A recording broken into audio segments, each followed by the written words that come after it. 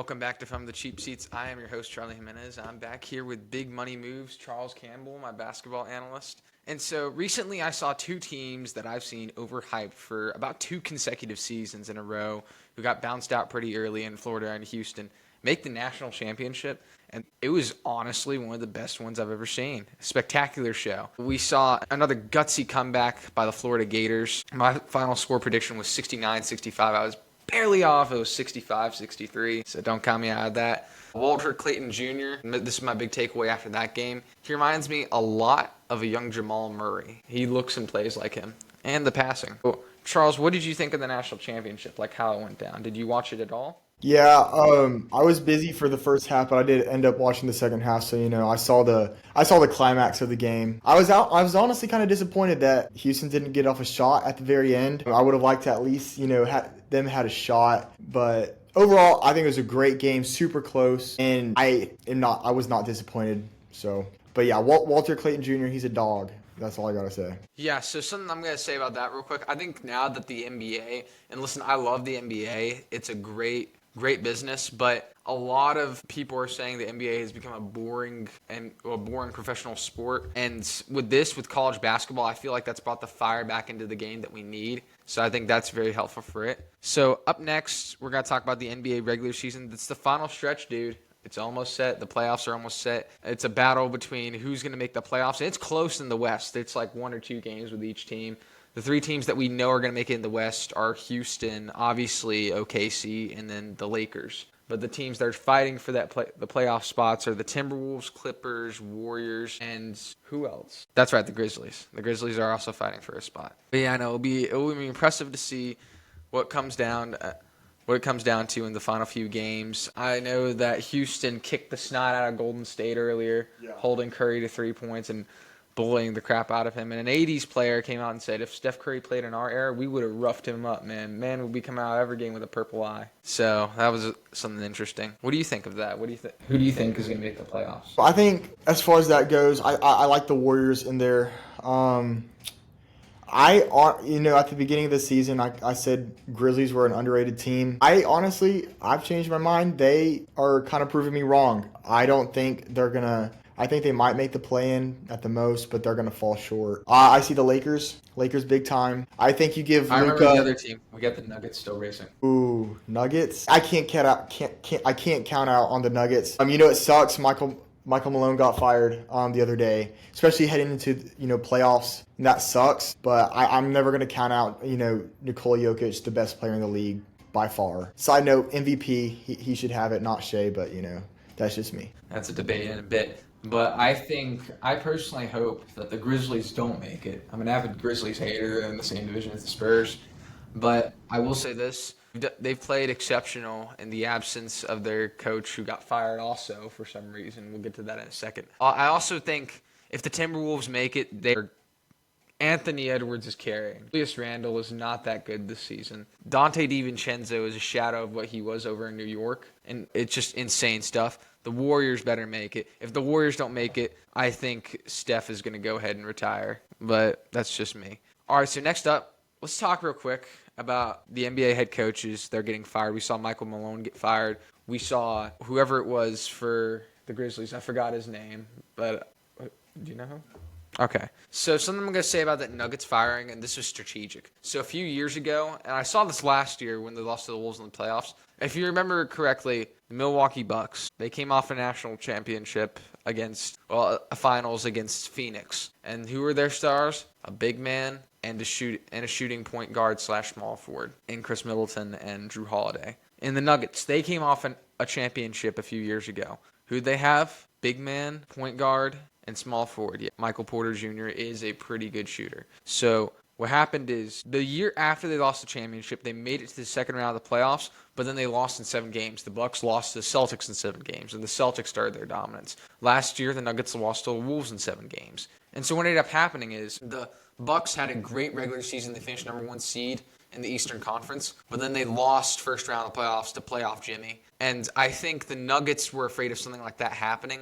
And after the 3 consecutive losses, they kind of they were waiting for something bad to happen with Michael Malone, and they saw that as the sign, and they decided to move off him. But I personally think it's stupid, especially right before playoffs. Give him a chance. Yeah, I think you just can't fire a coach before playoffs, especially a team like that. They've already proven themselves. It's basically the same squad.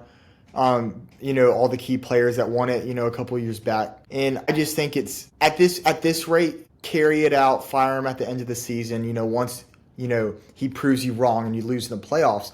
But they've already proven themselves. I still consider them, a title contender. Maybe not the, top 3 teams, but I would say top 5 at least. And you never know. They could go on a run and they could find something, step it up in the playoffs. But I just feel like as far as chemistry goes, and you just can't fire your head coach. It just can't happen. Agree with that. But let's move on to our next topic on the Cheap Seat Report, NBA MVP debate. And you did mention you think Nikola Jokic deserves it. And I would agree typically, but after I watched Shai Gilgeous-Alexander, even though Luka Doncic got fouled out for no reason.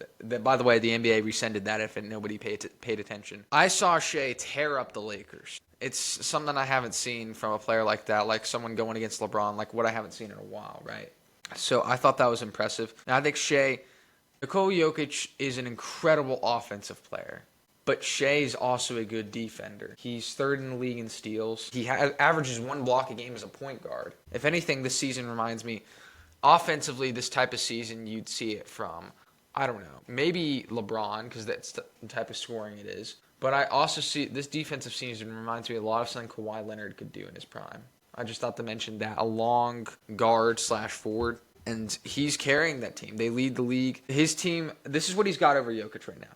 His team's got a better record. He's the best player on the best team in the league currently. And his team is beating opponents by 12.5 points per game. That's more than even the 96 Bulls or 73 win Warriors or the KD Warriors. So that's what I have over that. And he leads the league in plus-minus. And I don't want to hear those free throw allegations because in the final few minutes he doesn't rely on those. So what's your argument for Jokic? Yeah, you mentioned the free throw. He's a free throw merchant. But no one can stay in front of Shai. If you can't stay in front of Shai, then you're going to have to foul. Otherwise, he's going to get a free bucket. I would rather take my chances at the line with him, even though he's a good shooter. He's going to get those buckets every time.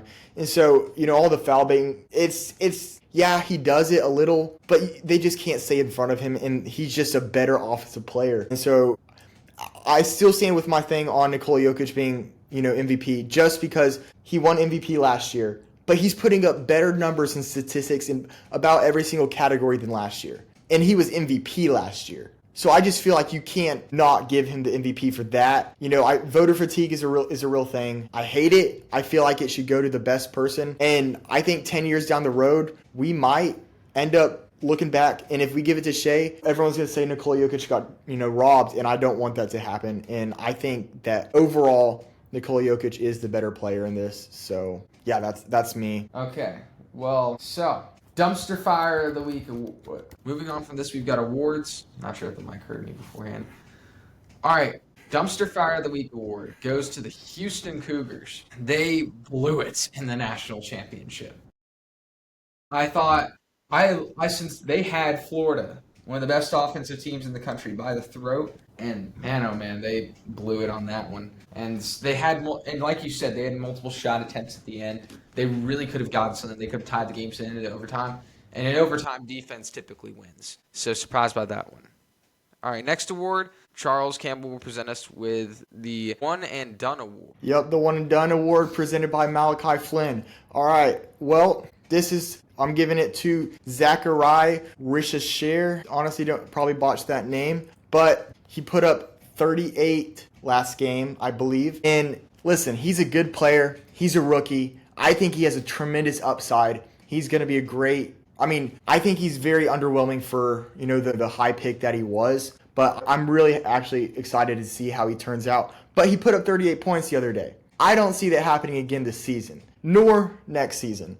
And so 38 points, that's his career high.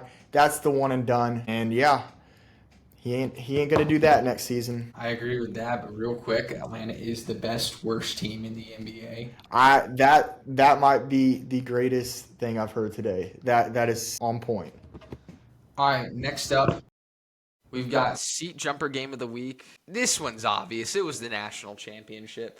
That had me on my toes. The Gators won by 2 points, barely edging out Houston in an incredible matchup. Houston did a good job at holding Walter Clayton Jr. for the most part in the first half. Once he got going, and he lifted his team up and past them. All right, next and final award for today, we have the From the Cheap Seats, From the Couch MVP, Walter Clayton Jr., Florida Gators. So despite not having the scoring outburst that we expected a player of his caliber to have in the national championship, he was going up against the top defense in the nation. But in the first 30 minutes of the game, or 32, he had 2 points. In the last and final 8 minutes, he had 9 points off of 2 consecutive and ones that led to tying the game. And then late with about 3 minutes left, he tied the game with a 3. He was also crucial, and this is one of his best assisting games, playmaker. He had 7 assists, 3 of them were lob dunks. And so that was vital for his team to win. So definitely the best player on the best college basketball team. Like I said before, reminds me a lot of Jamal Murray with his insane shots that I see and passes. And sneaks a little bit of Kyrie in there with the ball handle. All right, next session we got the Charles crossover. This is Charles's crossover, and today we're going to be looking at Harrison Barnes. And so what got me thinking on this topic was he hit a huge game winner, for the Spurs over the Warriors the other day. And got me thinking, Harrison Barnes might be the MVP of being the most underrated person on his team. He's always there, always brings, high energy, good defense, efficient shot making. And then I'm looking at his stats right now, at least his career stats throughout his seasons. And starting in 2012 through 13, which was his rookie season, he put up 9.2 points per game, which is pretty solid for a rookie. And it goes all the way up to 19.2 points per game is his career high, and that's with Dallas in his first season with them. And he's on the, I think it's 12, 13 seasons now. He's putting up 12.4 points per game on the Spurs. A very, very underrated, high value, asset that can fit into any system. So that's my crossover for today. And yeah. Yeah, I totally agree with that. As a San Antonio fan, when he came over to San Antonio, I was like, yes! Because not only did they get another guy who was not as big as Wemby, but he could shoot. And he was people forget, he was with that 73-win Warriors team. The only reason he left is because they traded for KD, obviously. But if he had stayed, they'd still be at the same caliber. So great three-point shooter. That is a very good take, Charles. All right, now let's move to the tactical timeouts. All right, welcome to the tactical timeout where we talk about X and O's of any sort of game possible and could be your game. Anyway, so today we're going to be talking about the OKC defense. So Oklahoma City this year, spectacular. Shea's a great offensive player, but their team isn't built on offense as a whole. They're built on the solid defense they have. They have a league-leading 16.4 turnovers per game. Earlier on in the first 30 games of the season, they're forcing almost 22, which would have been a record if it stood. But that's insane to think about because that's at least 47, 48 points that would come off of turnovers because that's maybe including threes. And that's the most since the Bad Boy Pistons era. And considering the era of basketball we're in, that's very impressive to me. So they have 4 players averaging over a steal a game, which is absurd. And Chet has greatly improved as both a shooter and a rim protector, allowing them some versatility because he's a fast guy. People don't realize this. He's a fast guy.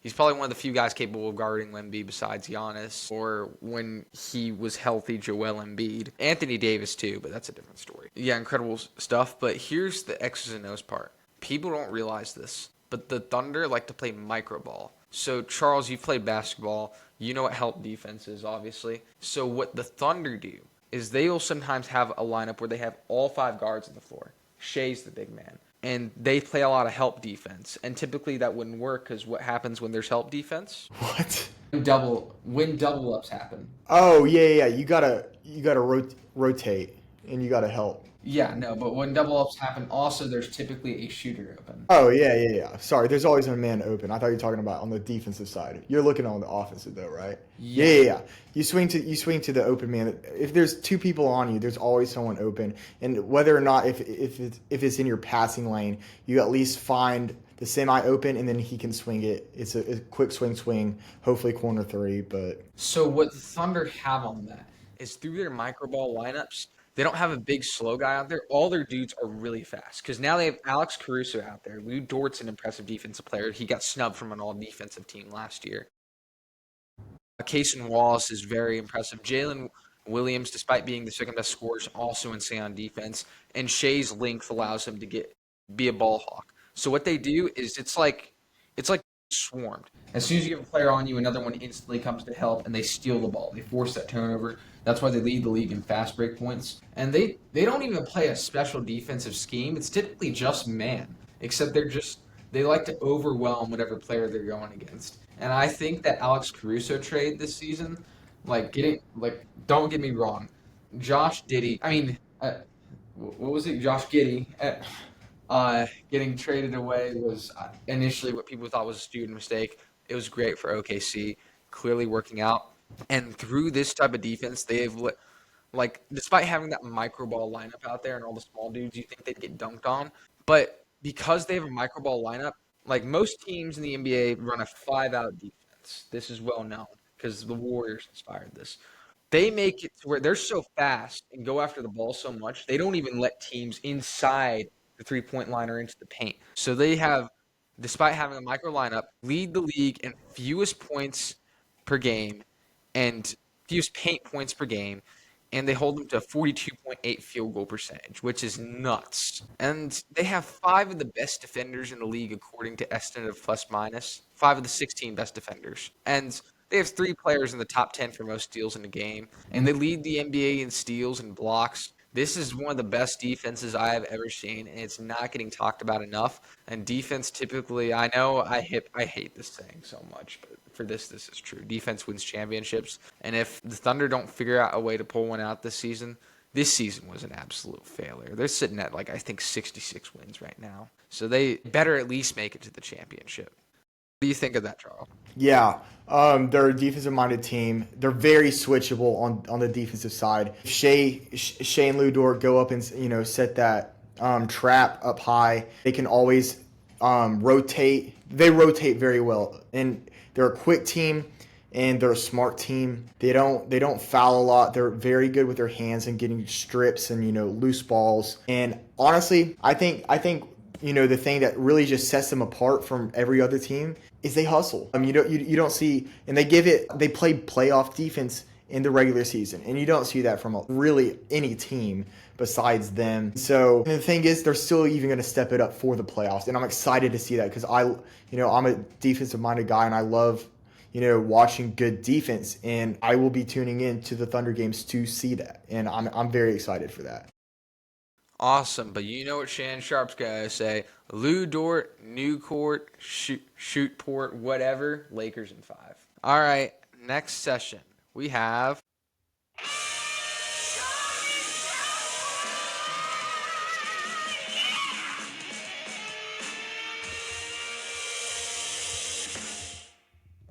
All right, welcome to Charlie's Chalkboard. We rank anything from coaches, players, you name it. It could be a sport even. So we're going to do top 10 NBA players today. So at number 10, I have Jalen Brunson. He's another Nico Harrison mistake. And I don't know how Mavericks fans feel right now, having gotten rid of the guy and the second best guy. And now they've got an injury-riddled team who's basically been injured all this season anyway. And Kyrie's out. Clay, don't get me wrong.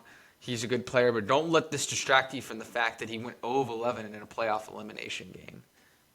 So I think Jalen Brunson, he leads the as of today, 50 and 30 Knicks in scoring and assists. They've improved greatly as a team with the addition of Karl Anthony Towns.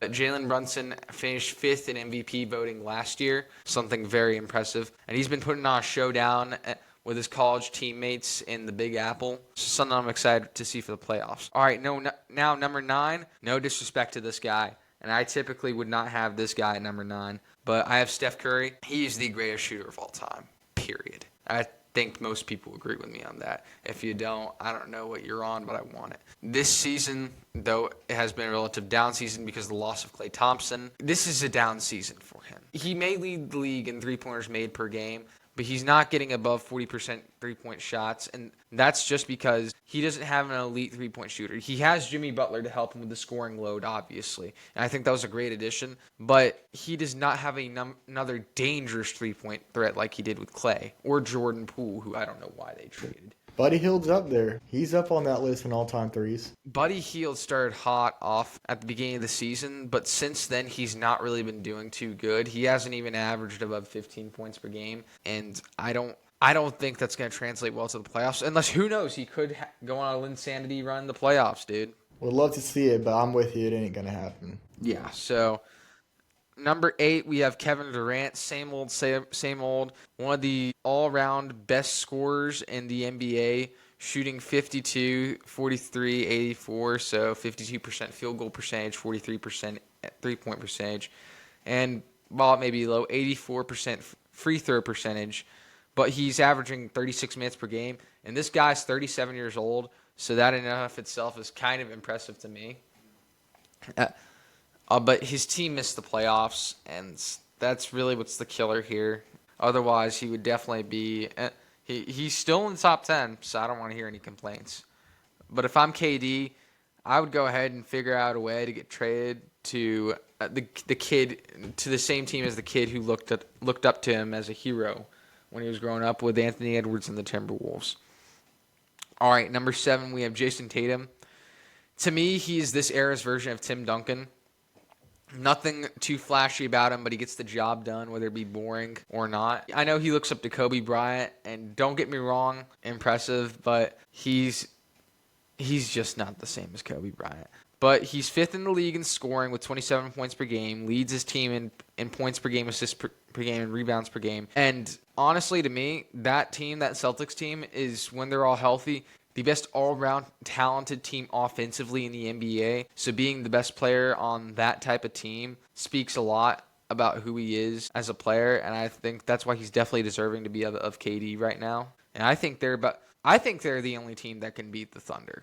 They have the speed to do it. They have the defense to do it, and they have the versatility to do it. All right, number 6, we have the man. Someone went on Twitter, and this is the same guy who said LeBron is 30. This frickery is finally going to be over soon. Well, he went on Twitter recently and said LeBron is 40. This frickery won't go on for much longer. So much for that. I have him at number 6 on this list, despite being at age 40. He is the second most triple doubles in the league this season.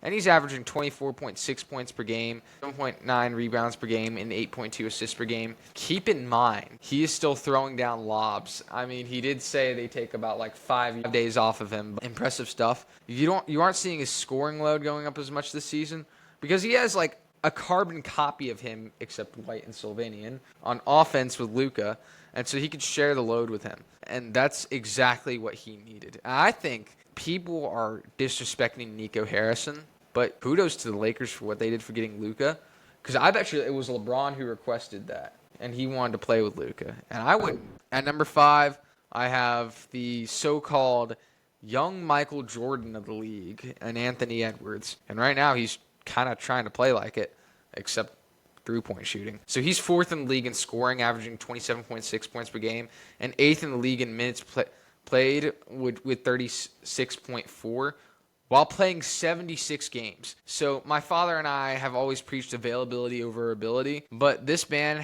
certainly has both, and that's not something you see every day in the NBA nowadays. You see players typically play 65 games a season, all that, and always injury riddled, but they're offensively talented, and everybody's like, oh, all these teams could play in the 80s and all that. If you can't play for at least 82 games, I remember LeBron could do that, and he was an MVP in a season. He put up better numbers than Shea did. So I don't know what's happening in the NBA. I don't think it's just three-point shooting. I think it has to do with a lot of the physical training regimes that players are doing. But whatever it is, Anthony Edwards is physically talented enough to do all that, shooting-wise and playing-wise and being durable. And he's also one of 5 players in NBA history to hit 300 threes in a season, and he leads the league in threes. And last game against the Grizzlies, he dropped 44 points in just 3 quarters. And I know that's nothing compared to Kobe's 61 in 3 quarters. Yeah, but insane stuff. I hope the Wolves make the playoffs. It would be insane to see what he could do if he could carry that team.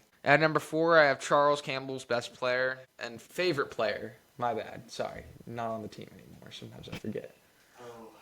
Yeah, it still sucks.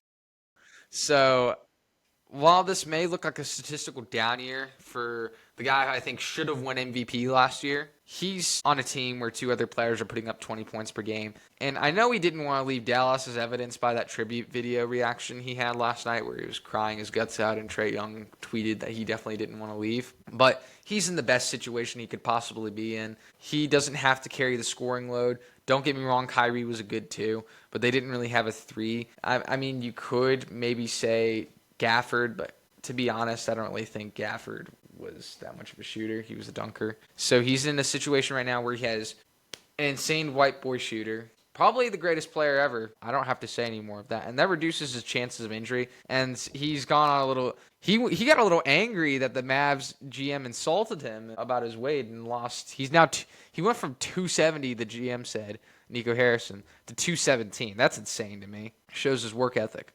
All right, number 3, we have the Greek freak Giannis Antetokounmpo. There have only been 2 seasons ever where a player has averaged over 30 points per game and 60% field goal percentage. Giannis last year and Giannis this year. That's insane.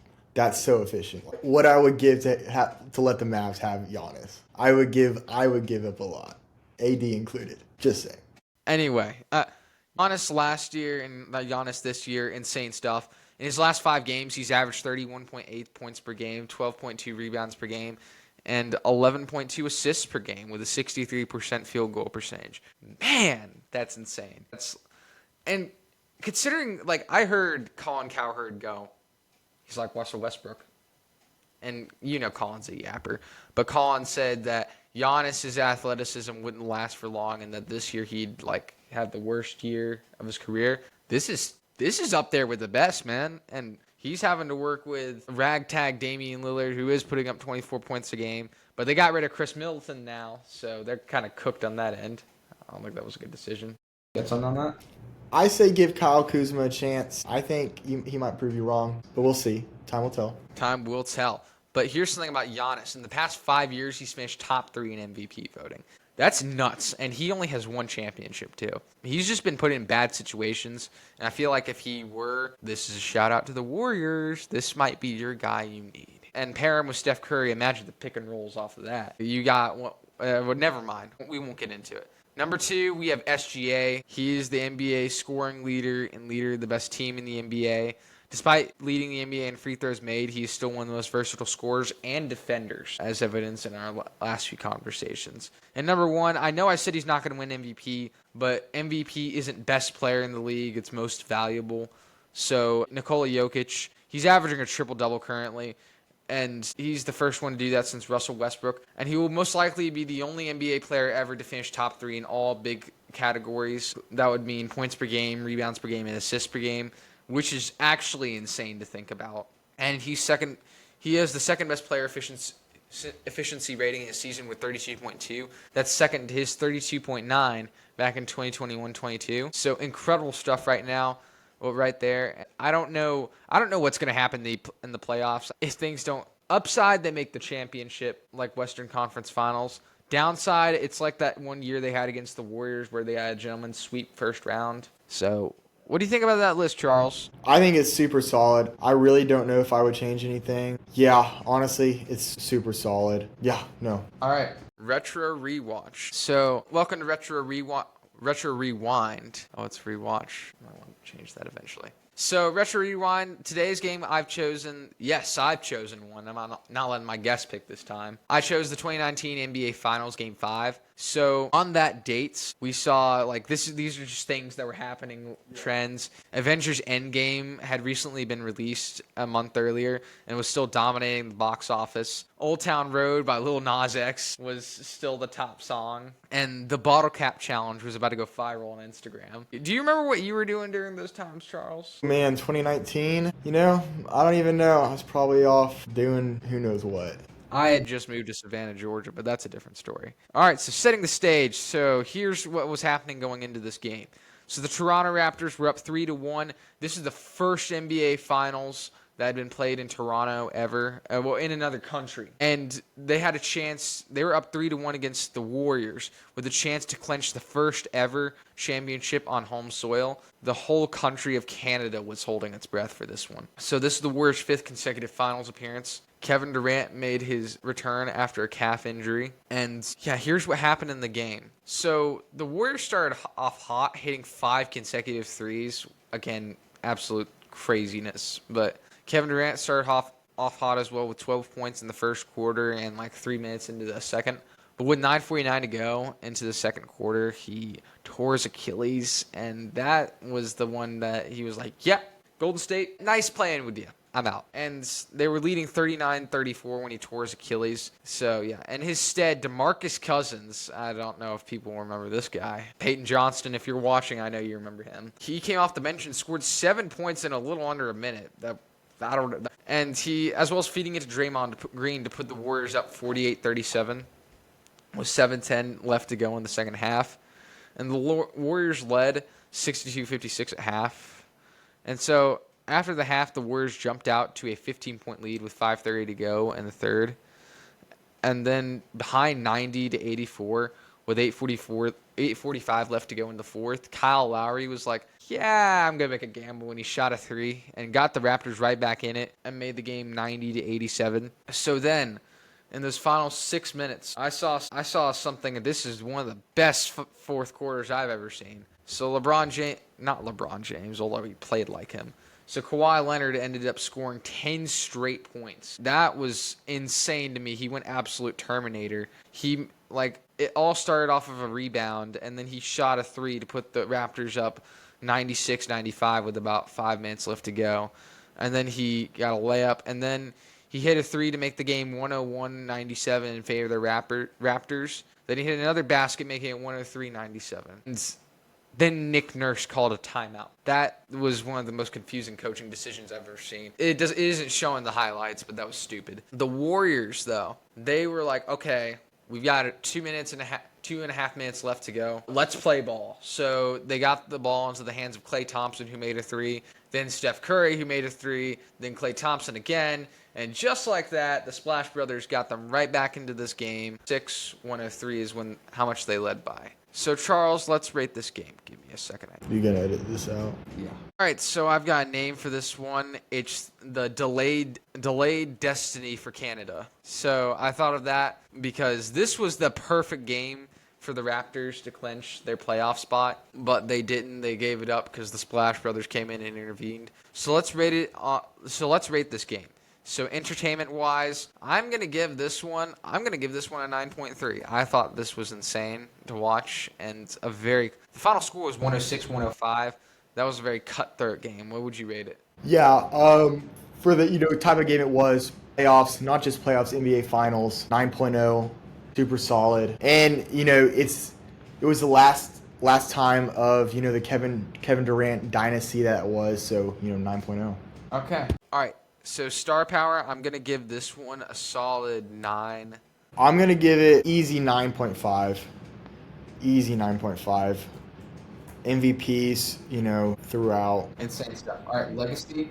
People don't talk about this game a lot, so that's the killer. And this wasn't the game. If this was the game clutcher, this would be one of the best ones ever. But I'm going to give this a solid 7. Yeah, I think if Kevin Durant doesn't get hurt in this game, he's going to go on to, terrorize the league at an MVP level, for the next at least 3 years. But, that kind of stops him. He's still a great player, top 10 in the NBA. I mean, that Achilles is the difference between him being top 3 and top 10. And then also just everything else throughout the game, I'd say probably 7.5. All right, next we got rewatchability. I thought this was a pretty good game. So I'm going to give the rewatchability solid 8.8. Yeah, for the hype that it was, kind of like I mentioned earlier, 8 on the dot. So 9.3 plus 9 plus 9 plus 9.5 plus. So dividing it by 8. 7 plus 7.5. 8 divided by what? 8.5. All right, so this game's an 8.5. So as far as we're concerned, this means this is the second best game we've Wow. ever discussed. So that's impressive stuff. All right, well, this is Charlie Jimenez signing off here with, Charles Campbell. and tune in for our next video.